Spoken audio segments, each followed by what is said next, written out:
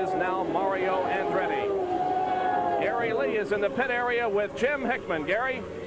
And our first pedestrian spectator this afternoon is Jimmy Hickman. What happened? Well, Gary, we lost the transmission as well as I can determine at this point. Went to select first gear for the front straightaway here, and there wasn't anything there. You were toward the back of the pack for the start. We had some problem up in front with some cars going off the track. Did you see what transpired? No, I didn't. Time I came onto it, they were back on track and everybody was underway. We have trouble on the track back upstairs. And Johnny Rutherford has spun off the course and crashed, and Johnny Rutherford is going to be an early out in this race. The number 5 Pennzoil Chaparral. It continues to be a very disappointing season for JR.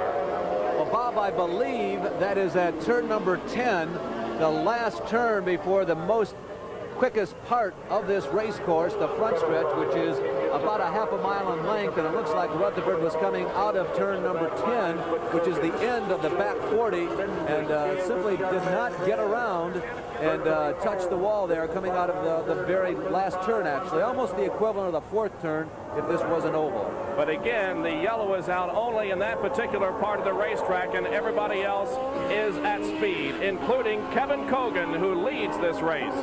Trying to go into second place, trying to pass Rick Mears, has spun off of the course right here in front of us at turn number 12.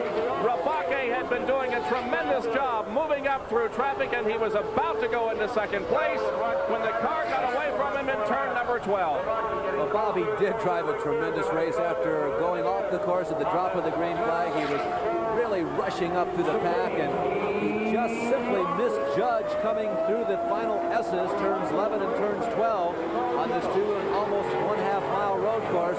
Rabaki sits there as the rest of the field blast by him. He has not lost the lap to the leader, Kevin Cogan, yet, but it's just a matter of time. Kevin coming up on the scene right now. Here's a replay on what happened.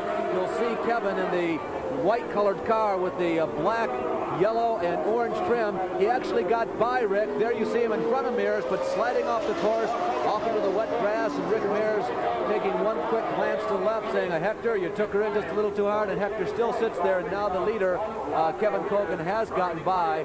He has completed his 9th lap, and Rabake has dropped 1 lap down now, and he still continues to sit there without any more fire in the engine. It is a 125-lap, badly damaged race car. He made heavy contact with the wall in turn number 10. Well, Johnny mentioned before this race began that he was looking forward to having a new machine for the next race in the trail, and I'd say that's going to be mandatory. Johnny Rutherford out of the race, as is Jim Hickman at this point. Hickman dropped out with a gearbox problem.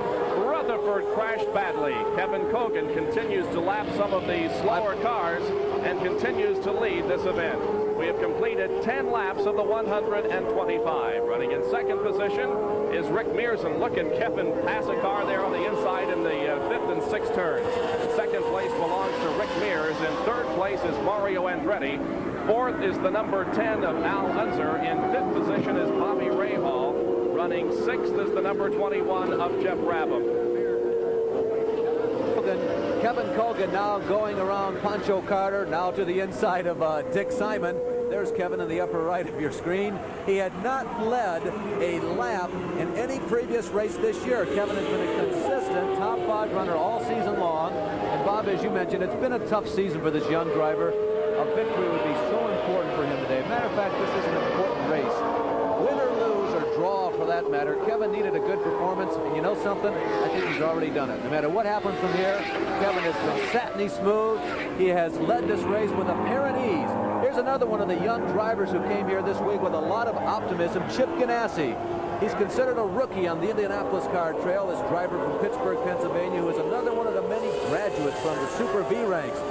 Chip, interestingly enough, was actually a mile an hour faster in the rain yesterday at 118 miles per hour than what he actually qualified finally in late afternoon on the drive. But he crashed late in the rain session, and the car probably wasn't engineered to the perfection that it was when Chip was out earlier in the day working on the rain tires. But that's pretty ironic to go faster in rain than you could on dry. We are very happy to see that Johnny Rutherford is not injured in that accident that occurred a few minutes ago. He is standing beside Gary Lee. JR, we saw you with some hand gestures explaining to Jim Hall exactly what happened. Again, what did indeed happen? Well, I'm not really sure. I was coming around the corner, and suddenly the car seemed to take off, pushing toward the fence, and it hit the wall there and the tires pretty hard, and tore the car up quite badly. And I honestly don't know what happened for sure, whether I was maybe a little wide or whether something else happened. I don't know. How is your body? I'm fine. Sure was a sudden stop, though. Now, has the race settled into a certain pattern?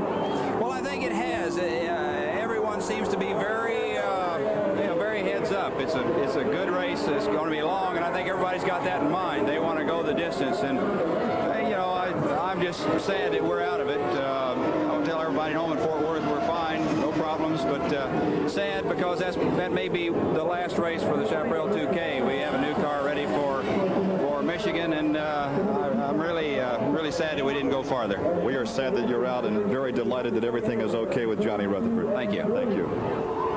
All right, and Kevin Cogan continues to lead this race with Rick Mears running third and Mario Andretti fourth. We have completed 12 laps of this race, and we will be back in a moment. First turn, he is getting a tow, and A.J. Foyt has made a pit stop, so all kind of activity here as we have completed 13 of the 125 laps. Now, the leader continues to be Kevin Cogan, and he has a commanding lead on his teammate, Rick Mears. Bill Alsop, the 1979 Kart Rookie of the Year, is back under power as the tow truck moves off of the track. Now, here is A.J. Foyt, and he is out of the car and out of the race. Well, Bobby had been lapped about 2 or 3 laps ago by Kevin Cogan. It took Kevin about 10 laps to catch up with A.J., whom we all expected to pace himself. I was not surprised to see him not charging, but I was surprised when Kevin put a lap on him because I'm sure it was A.J.'s intention to stay up with Kevin. But A.J., who has won 67 times on the IndyCar trail and the circuits over the years, has taken the hat off. The gloves go back into the helmet. It looks like